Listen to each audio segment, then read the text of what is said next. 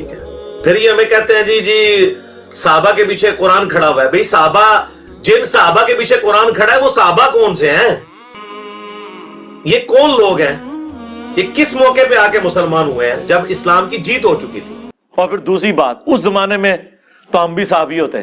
اور پھر دوسری بات، اس زمانے میں تو ہم بھی صحابی ہوتے. اور جب دو صحابہ لڑ پڑے آپ نے تو بولنا ہی نہیں بیچ میں. چلو نہ سو اتنوں. تو جن کو اللہ نے صحابی بنایا ان کی یہ عزت نہیں کرتے اور اپنے لیے کہتے ہیں کہ جی میں بھی صحابی ہوتا، میرے خلاف آپ نہ بولیں.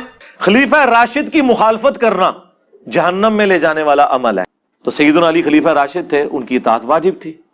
اس وجہ سے یہ بات ہوئی کہ وہ خلیفہ راشد کی مخالفت کر رہے ہوں گے.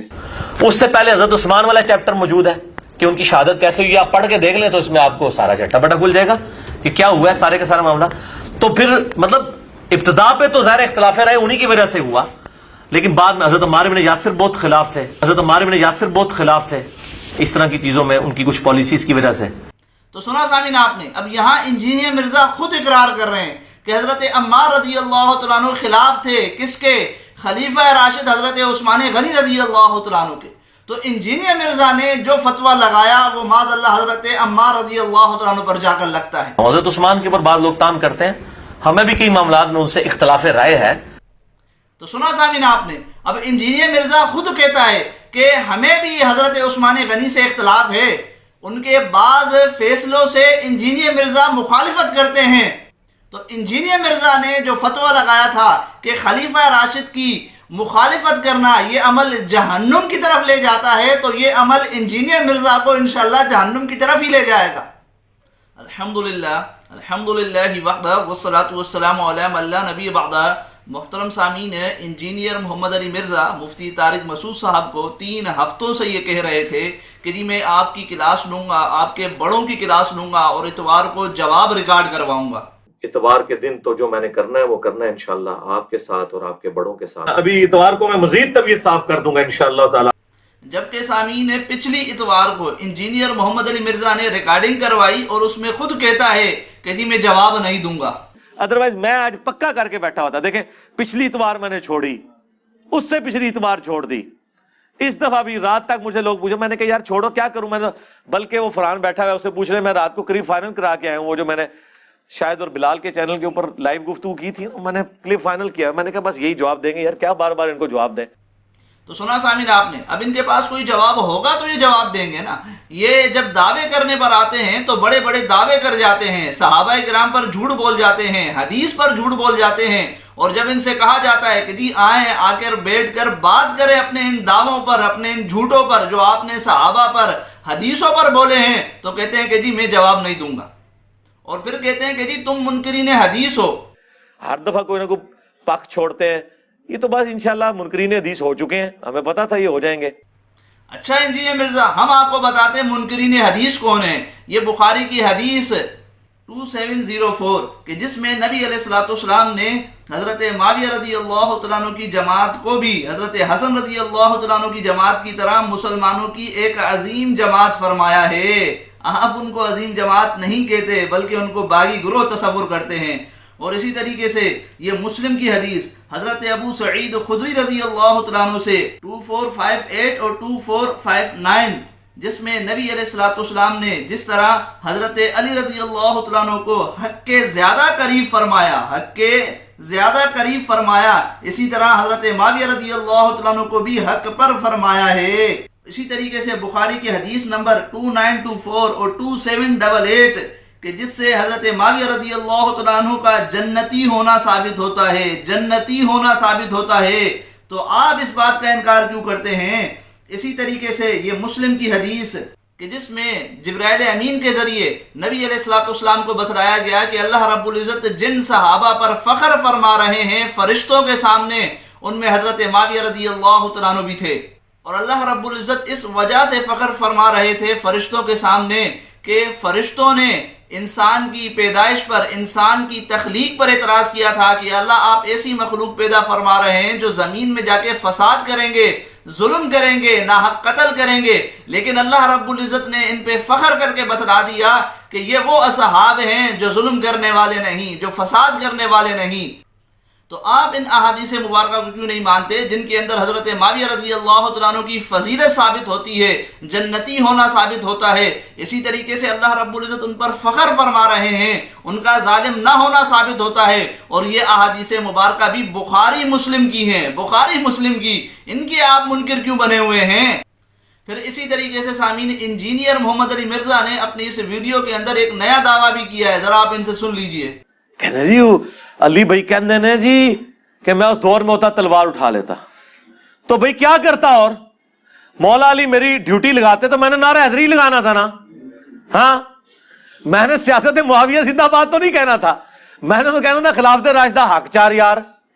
اور پھر دوسری بات، اس زمانے میں تو ہم بھی صحابی ہوتے، اور پھر دوسری بات، اس زمانے میں تو ہم بھی صحابی ہوتے، اور جب دو صحابہ لڑ پڑے آپ نے تو بولنا ہی نہیں بیچ میں، چلو نہ سو اتنوں۔ تو سنا سامعین آپ نے، اب انجینئر مرزا کہتا ہے کہ اس نے جو کہا تھا کہ یہ اگر حضرت معاویہ رضی اللہ تعالیٰ عنہ کے زمانے میں ہوتا تو ان پر تلوار اٹھاتا حضرت علی رضی اللہ تعالیٰ عنہ کے حق میں، تو کہتا ہے کہ جی اس وقت تو ہم بھی صحابی ہوتے، اور جب دو صحابہ آپس میں لڑ پڑیں تو آپ کو بیچ میں بولنا ہی نہیں ہے۔ اندازہ لگائیں کہ اللہ نے انجینئر مرزا کو صحابی بنایا ہی نہیں، اللہ بنانا ہی نہیں چاہتے تھے، وہ انجینئر مرزا کہتا ہے کہ جی میں بھی صحابی ہوتا، اور آپ میری عزت کریں، آپ میرے خلاف نہ بولیں۔ اور جن ہستیوں کو اللہ رب العزت نے صحابی بنایا، پوری دنیا جن کو صحابی مانتی ہے اور یہ بھی ان کو صحابی مانتے ہیں، ان کے خلاف انجینئر مرزا بکواس کرتے ہیں۔ ٹھیک ہے، پھر یہ ہمیں کہتے ہیں جی صحابہ کے پیچھے قرآن کھڑا ہوا ہے۔ بھئی صحابہ، جن صحابہ کے پیچھے قرآن کھڑا ہے وہ صحابہ کون سے ہیں؟ یہ کون لوگ ہیں؟ یہ کس موقع پہ آ کے مسلمان ہوئے ہیں جب اسلام کی جیت ہو چکی تھی؟